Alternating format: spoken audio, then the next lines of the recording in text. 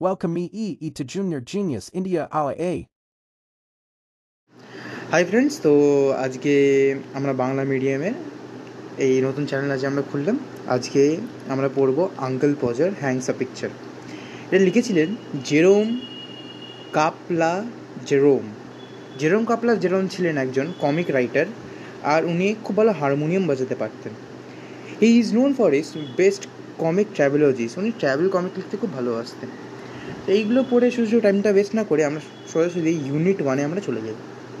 Unit 1 লেখা আছে এখানে, you never saw a commotion up and down in a house, such a commotion up and down in a house. তো এখানে এই প্রথম লাইনটাতে বোঝা যাচ্ছে, এখানে একটা ইন্ট্রোডাকশন হিসেবে আমরা বুঝতে পারছি যে আঙ্কেল পজারের যে বাড়িটা, আঙ্কেল পজারের বাড়িতে খুব ট্রাবল আছে।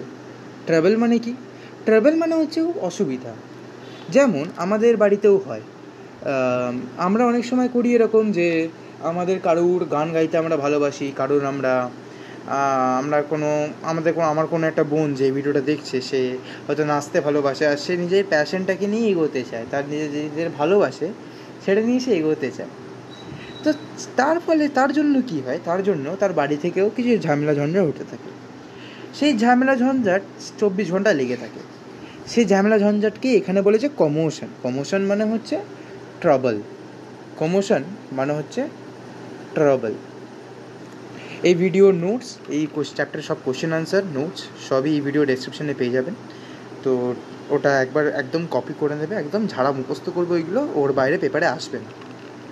আচ্ছা, এবার অ্যাজ ওয়েন মাই আঙ্কেল পজার, এখানে গল্পকথক একজন আলাদা। আঙ্কেল পজার কিন্তু এখানে গল্পকথক নয়, সেটা আমাদেরকে দেখতে হবে। যদি কোশ্চেন আনসার আসে এরকম যে গল্পকথক কে বা who is the speaker of the story, তাহলে আমরা লিখব that the speaker is someone else but not Uncle Podger, right? কারণ আঙ্কেল পজারকে এখানে বলেছে as when my uncle Podger. এই লাইনটা খুব important, as when my uncle Podger undertook to do a job.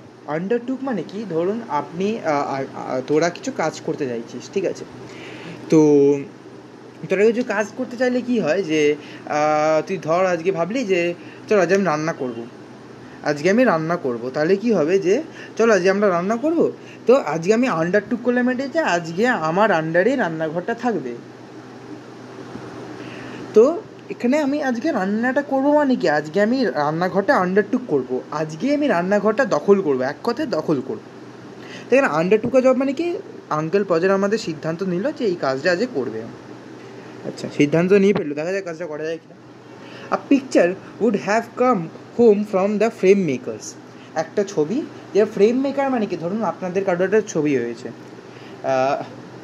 ধরো আমার একটু বাংলাটা এদিক ওদিক হয়ে যায়, কারণ এটা খুবই লজ্জার ব্যাপার। আমি জানি আমি একটা ইংলিশ মিডিয়াম স্কুলে পড়ি, সেটা সবথেকে বড় লজ্জার ব্যাপার আমার জীবনে। সেকেন্ড লজ্জার ব্যাপার হচ্ছে আমি তুমি, আপনি আর তুই আমি মিশিয়ে ফেলি। তাই যারা আমার ভিডিও দেখছিস বা যারা দেখছো, একটু ম্যানেজ করে নিস। হ্যাঁ, মেন জিনিসটা হচ্ছে এখানে আঙ্কেল পজার। যারা এখানে ফেলুদা দেখেছিস তারা বুঝবি যে এখানে একজন লোক ছিল জটায়ু। সে জটায়ু কী ছিল, এমনিতে রসিক মানুষ ছিল, খেতে ফেতে ভালোবাসতো, কিন্তু কাজের সময় সিরিয়াস হয়ে যেত। সেরকমই লোক হচ্ছে আঙ্কেল পজার। এখানে জটায়ু টাকলা বা নাটা বা মোটা নয়, বাট স্টিল। আচ্ছা, এবার হচ্ছে ফ্রেম মেকার্সের কাছ থেকে একটা picture.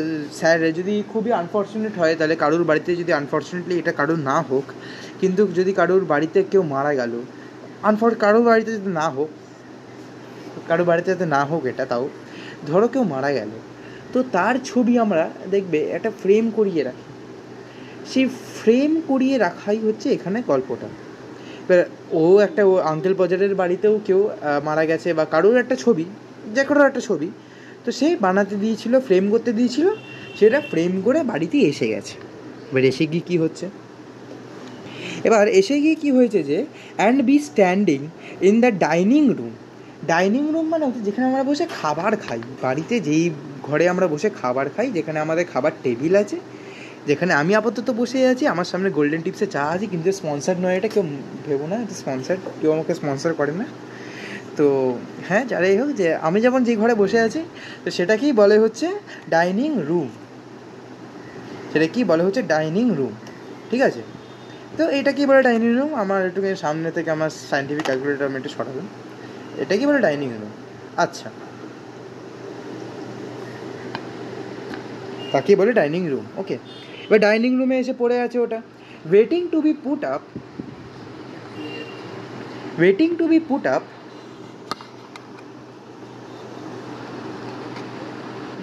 Waiting to be put up, put up. এবার এবার এই ডাইনিং রুমের ছবিটা পড়ে আছে, দেওয়ালে টাঙানো হয়নি, ওই জন্য ডাইনিং রুমের এটা পড়ে আছে। তো এবার পড়ে আছে, এবার এটা waiting to be put up মানে কি? এবার ছবিটা এখানে বোঝানো হয়েছে, ছবিটা ওয়েট করছে যাতে ওকে যত তাড়াতাড়ি সম্ভব ওটা দেওয়ালে টাঙানো হয়, রাইট? দেওয়ালে যাতে টাঙানো হয়, put up. Aunt Podger would ask what was to be done with it. Aunt Podger হচ্ছে এখানে, আন্ট পজার হচ্ছে আঙ্কেল পজারের বউ।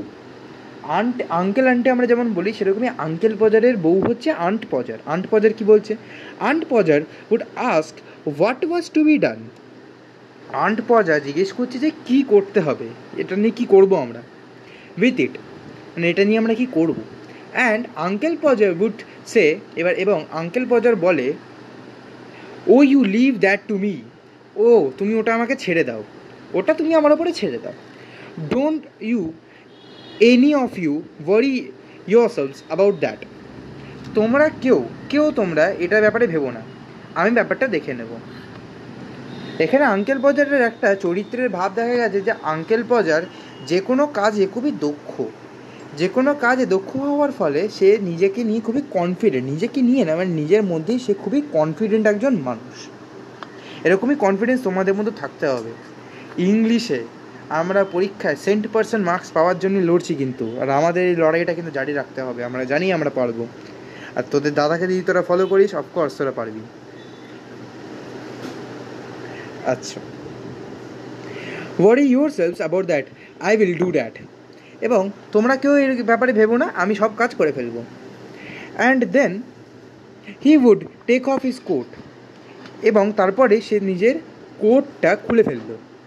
অ্যান্ড বিগিন, এবং তার কোটটা খুলে ফেলে তার কাজে লেগে পড়লো। He would send the girl out for 6 pen worth of nails. এবার তোমরা যদি পেছনে দেখো, এটার মানে হচ্ছে having the value of 6 penny. Having the value of 6 penny মানে হচ্ছে 6 ওর্থ মানে হচ্ছে, এই গল্পটা মেনলি হচ্ছে ইংল্যান্ডের গল্প। ইংল্যান্ডে আমরা সবাই জানি টাকাকে বলা হয় পাউন্ড, টাকাকে বলা হয় পাউন্ড, আর পয়সাকে বলা হয় পেনি। তো ওই বাচ্চা মেয়েটাকে দিয়ে 6 পয়সা পাঠালো, ইংল্যান্ডের কারেন্সি 6 পয়সা পাঠালো অফ নেলস, 6 পয়সার নেলস আনতে। এবার নেলস মানে হচ্ছে পেরেক, নেলস মানে হচ্ছে পেরেক। And then one of the boys after her to tell her what the size, এবং একটা ছেলেকে বললো যে কী সাইজের আনাতে হবে সেটা বলে দে।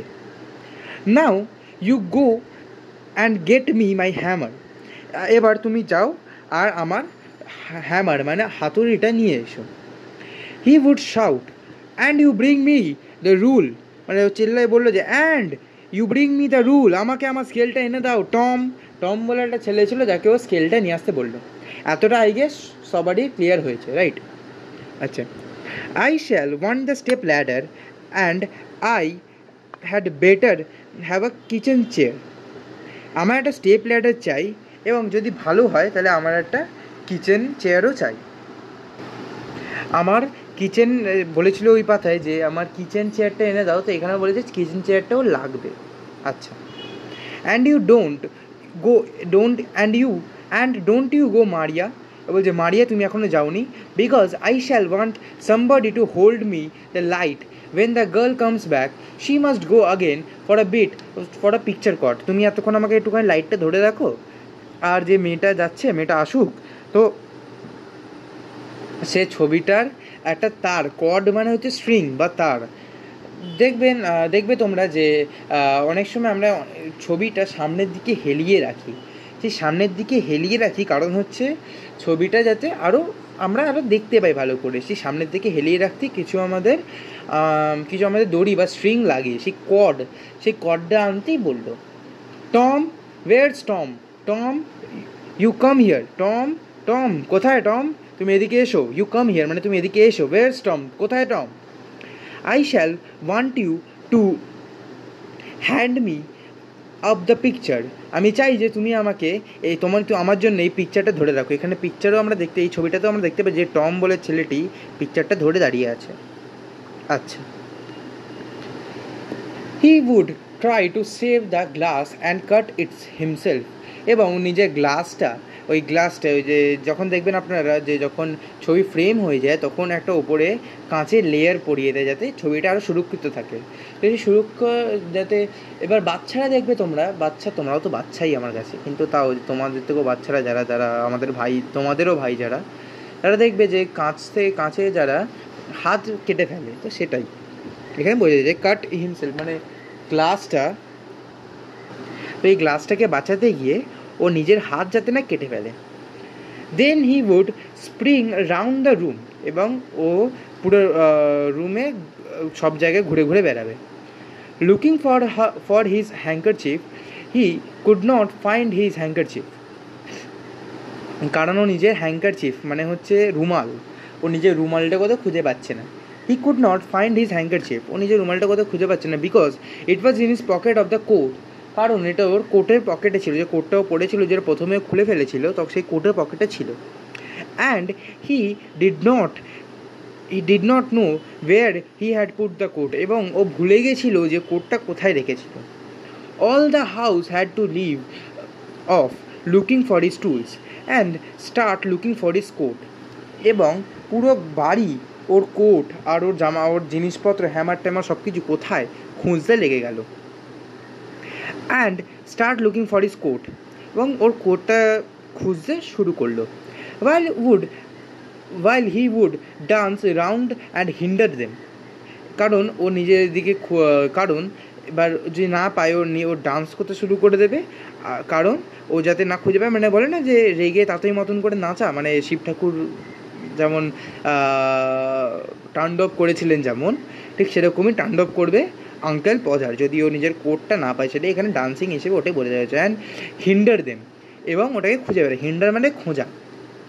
আচ্ছা, এবার হচ্ছে doesn't anybody in this whole house know where is my coat, এই বাড়িতে কেউ কি এমন আছে যে আমার কোটটা কোথায় সে জানে? I never across such a set in all my life, এখানে সেট মানে হচ্ছে সিচুয়েশান, এই সিচুয়েশান মানে হচ্ছে ধরো তোমরা তোমাদের কোট হারিয়ে ফেলেছো, তো তোমরা কোট হারিয়ে ফেলেছো এবং তোমরা এর আগে কোনোদিন কোটটা হারাওনি, তাই তোমার মাথা গরম হয়ে যাচ্ছে, তোমরা তোমাদের ভাই বোনদের বলছো আমার কোটটা কোথায় খোঁজ, আমার কোটটা কোথায় খোঁজ, তো তখন তুমি বলছো আমি এরকম সেটে কোনোদিনই ফাঁসিনি, মানে কি আমি এই সিচুয়েশানে কোনোদিন ফাঁসিনি। আই হোপ দ্যাট এতটা ক্লিয়ার সবারই, রাইট? আচ্ছা, আপন my life I didn't six of you can't find a quote that I put down not more than 5 minutes, well all of the, তার মানে কি যে বলছে যে 6 জন এখানে তোমরা দাঁড়িয়ে আছো, তোমরা একজনও আমার কোটটাকে খুঁজে পাচ্ছ না, কোথায় তোমরা কি করতে আছো? where then he had, এই ডি মানে হচ্ছে ই হ্যাড, ঠিক আছে, এইটা তোমরা মনোযোগ দিয়ে দেখবে, এই জিনিসটা মানে হচ্ছে হি হ্যাড গেট আপ, এখানটা এটা মানে হচ্ছে হি হ্যাড, ঠিক আছে গাইস, এটা তোমরা কিন্তু ভাই এটা দেখে নিও, ভাই বোন যেই দেখছো এটা কিন্তু এইগুলো কিন্তু আসে যাবে এটা। আচ্ছা, এইটা মানে হচ্ছে দ্যাট ইজ, এইটা মানে হচ্ছে দ্যাট ইজ, এটা মনে হচ্ছে দ্যাট ইজ, তো এরকম শর্ট টার্মস ইউজ হয় ইংলিশ ভাষায়। Get up and find that he had been sitting on it, এবং ও দেখতে পায় যে ও ওর কোটের ওপরে বসে আছে, যেমন গাধা হলে যা হয়, anyways. And would call out, oh you can give it up, I have found it myself now, এবং ও সবাইকে বলে বেড়াচ্ছে যে তোমরা ছেড়ে দাও, আমি আমার কোট আমি নিজেই খুঁজে পেয়ে গেছি। কোন লজ্জায় বলবে যে ওই বসেছিল? Anyways, when half of an hour had been spent in trying up his finger, এবং যখন 1.5 ঘন্টা পেরিয়ে গেছে ট্রাইং আপ হিজ ফিঙ্গার, ও নিজের ফিঙ্গার দিয়ে ট্রাই করে করে, and a glass has been got, he would have another go, এবং ও নিজের একটা গ্লাস, নিউ গ্লাস মানে হচ্ছে এখানে চশমা, হ্যাড বিন গট, তার মানে কি হ্যাড বিন গট মানে ও এটা খুঁজে পেয়েছে। ইউ উড হ্যাভ অ্যানাদার গো, ও আরেকটা রাস্তা, গো মানে হচ্ছে এখানে রাস্তা, এইগুলো কিন্তু তোমরা ভাই দেখে নিও, এই যে গো মানে হচ্ছে রাস্তা, এখনো হয়নি, এখানে গো মানে হচ্ছে আরেকটা রাস্তা বা আরেকটা way out. Two people would have to hold the chair, দুজন চেয়ারটাকে ধরা দরকার দুজনের, and a third would help him on it,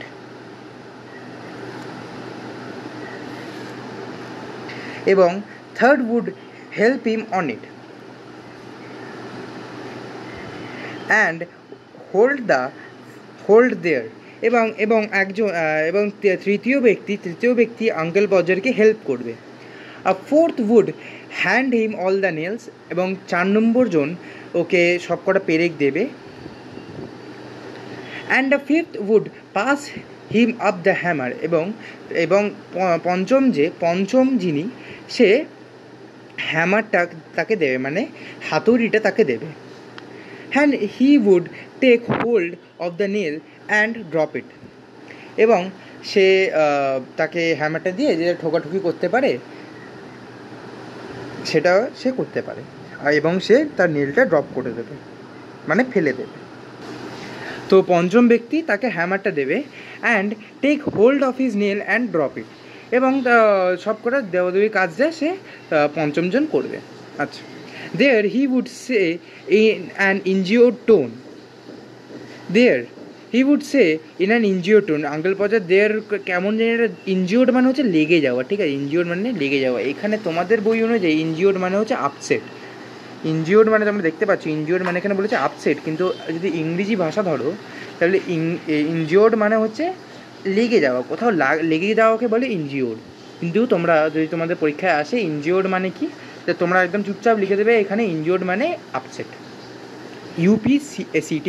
তোমাদের বইয়ের পেছনে তোমরা ইয়েলো কালারের একটা বক্স করে দেয়, তোমরা সেখানে পেয়ে যাবে কথাটা। আচ্ছা, নাও দ্য নেলস গন, এবার একটা নেল গেল, and we would all have to go down on our knees and grovel of it। এখানে গ্রোভেল ইংরেজি ভাষা অনুযায়ী গ্রোভেল মানে যা, এখানেও কি তাই বুঝেছে? হ্যাঁ, গ্রোভেল মানে ক্রল মানে হচ্ছে হামাগুড়ি দেওয়া, গ্রেভেল মানে হচ্ছে ক্রল মানে হচ্ছে হামাগুড়ি দেওয়া, ঠিক আছে। অ্যান্ড গ্রেভেল মানে বলছে যে, অ্যান্ড একজন ইনজিওর্ড বা একজন আপসেট মানে হচ্ছে দুঃখ পেয়ে বললো, দেয়ার নাও দ্য নেলস গন। এবার সেই একজন যে ওই নেলগুলো যে পেরেকগুলো ফেলে ফেলেছিল, তো সে আঙ্কেল পজার খুবই আহত এবং খুবই দুঃখের সঙ্গে বলল যে যা, সব কটা নেলই গেল, ছ পয়সার নেল চলে গেল। নেল মানে হচ্ছে পেরেক। and we would all have to go kneel down our knees and grovel for it। এবার সব কটা নেল যখন পড়ে গেল তো হামাগুড়ি দিয়ে ওদেরকে খুঁজতে হবে যে কোথায় গেল। আচ্ছা, আমরা একেবারে ইউনিট মানে শেষে চলে এসেছি। the nail would be found at the last, but by that time he would have lost the hammer। এবার যতক্ষণে নেলগুলো অর্থাৎ পেরেকগুলো পাওয়া যাবে ততক্ষণে হাতুড়িটাও সে হারিয়ে ফেললো। ওয়েয়ার ইজ দ্য হ্যামার, কোথায় গেল হ্যামারটা? হ্যামার মানে হাতুড়ি, কোথায় গেল হাতুড়িটা? What did I do with the hammer, কোথায় গেল হ্যামারটা, কোথায় গেল হাতুড়িটা? গ্রেট হেভেন্স মানে হায় ভগবান, আমরা বাংলায় বলি না, সেটা এখানে বলছে গ্রেট হেভেন মানে তো সর্বত আমরা সবাই জানো। আচ্ছা, seven of you gapping round there, মানে 7 of you মানে 7 জন গ্যাপে দাঁড়াও। And you don't know what I did with the hammer, এবার তোমরা কেউ জানো না কি আমি আমার হ্যামার দিয়ে কী করলাম? এটাই হচ্ছে ইউনিট 1। এবার সে হ্যামারটাও হারিয়ে ফেললো। আর এইভাবেই আমাদের আঙ্কেল পজারের ইউনিট 1 শেষ হলো। এখানে সব ওয়ার্ড নেস্টে আমাদের সব মানেগুলো দেওয়া আছে, মানেগুলো মুখস্থ করো তোমরা সবাই। আর লেটস ডুতে এখানে সব অ্যাক্টিভিটিটা আছে, অ্যাক্টিভিটিটা আমি পুরোটা করাবো একটা আলাদা ভিডিওতে। আর এটা যত কোয়েশ্চেন আনসার আছে, শুধু কোয়েশ্চেন আনসারে পার্ট 1-এ যেটা অ্যাক্টিভিটি 4 তোমাদের ব্লসমস বইয়ের অ্যাক্টিভিটি 4 যেটা, এই অ্যাক্টিভিটি 4-এর এই যে শুধু কোয়েশ্চেন আনসারগুলো আমার নোটসে পিডিএফে থাকবে, আরও এক্সট্রা কোয়েশ্চেন আনসার নোটসে পিডিএফে থাকবে, সেটা নিয়ে তোমরা চিন্তা করো না। আর বাকি অ্যাক্টিভিটি 1, 2, 3 তোমাদের নিজেদের সলভ করতে হবে। আর আমি এটার জন্য আলাদা করে ভিডিও বানাবো যেটা তোমাদের এগুলো আমি সব ঠিক করাবো। আর সব থেকে ইম্পর্ট্যান্ট, বাট তোমরা সবাই এটাকে ইগনোর করো, আমিও আমার সময় ইগনোর করতাম, কিন্তু ইগনোর করার মতন একদমই নয়, যে লেটস টক। এবার এই যে কোয়েশ্চেনটা আছে এটা খুবই ইম্পর্ট্যান্ট কোয়েশ্চেন যেটা আমি তোমাদের করাবো। এইভাবেই আমাদের ইউনিট 1 শেষ হলো। আই হোপ দ্যাট তোমাদের খুব ভালো লেগেছে। এভাবেই মন দিয়ে পড়ো। আর এই ভিডিওটা একটুখানি লো কোয়ালিটিতে হয়েছে আমি জানি, কারণ আমার কাছে ঠিক সেরকম মেকানিজম নেই আমার কাছে আপাতত, কিন্তু তোমরা আমাকে সাপোর্ট করো, আরও ভালো ভিডিও আরও ভালো মেকানিজম নিয়ে আমি তোমাদের কাছে আসবো আবার। টিল দেন, কালকে নতুন ভিডিও আসবে, কালকে আমরা আঙ্কেল বাজার শেষ করব। আর তোমাদের পরীক্ষার আগে তোমাদের সিলেবাস কমপ্লিট করানোর দায়িত্ব এই আরিয়ান দাদার। আমার নাম আরিয়ান চৌধুরী, আর আজকে আমি ক্লাস শেষ করছি। Thank you for joining Aryan Chowdhury's classes. তো টিল দেন পড়াশোনা করো, বাই।